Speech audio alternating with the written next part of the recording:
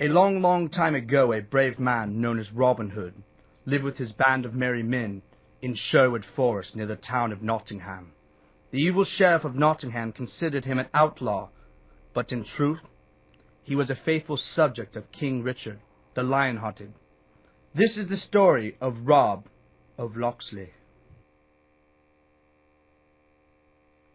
While still a young man, Rob's father was falsely imprisoned by the sheriff of Nottingham and died before ever proving his innocence.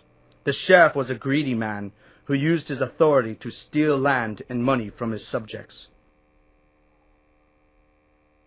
Rob's mother died soon after, most likely of a broken heart. Rob went to live with relatives and passed his time exploring the forest he had loved since childhood. He became quite expert with the bow and arrow. One day, Rob heard of an archery tournament to be held in Nottingham. I will enjoy matching my skills against the others, he thought as he started off for town. As chance would have it, along the way Rob encountered the very same scoundrel who had conspired against his father. This time he attacked Rob, but proved no match for the young man. Rob's arrow found its mark, and in a cruel twist of fate, Rob became an outlaw. The sheriff's men were looking everywhere for Rob as he continued on to the tournament in a disguise. After easily defeating all the other competitors, Rob was awarded the prize by his childhood friend, Maid Marian. She knew of his troubles and was determined to help him escape to safety.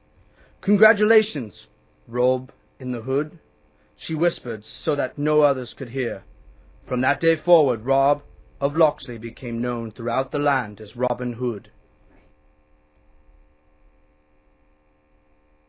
Forced to live in hiding, Robin Hood was soon joined by old friends and new alike. They took to their new life in the Sherwood Forest with great pleasure, always managing to escape the sheriff's traps. While the men practiced their skills with weapons, Robin decided to trick the sheriff while helping the poor townspeople at the same time. True, Robin was an outlaw, but he was to become a hero to those in need. At last the men of the Sherwood Forest were ready. Well aware of the sheriff's greed, Robin easily lured him to the edge of the wood, offering livestock for sale. The sheriff, thinking he could cheat a simple herdsman, set off at once. Instead, the sheriff was surrounded by Robin's band, who took his money before silently disappearing into their forest hideout. The money was returned to the poor, while the sheriff's men searched in vain for Robin Hood.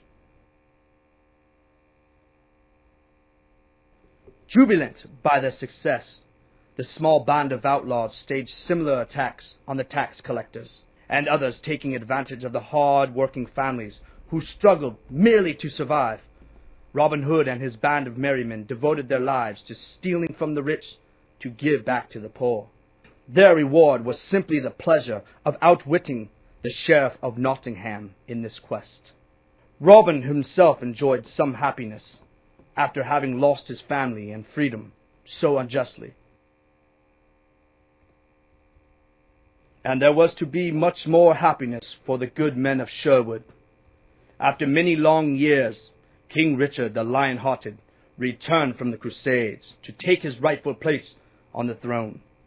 He was pleased and amused upon hearing the tales of Robin Hood. King Richard rewarded them with full pardons and positions in his court. The sheriff and his followers were banished. Land and property was restored to the rightful owners. Robin was given his father's land and title that had been illegally taken by the sheriff of Nottingham. At last, Robin and Marian were able to marry and begin a happy life in the service of King Richard.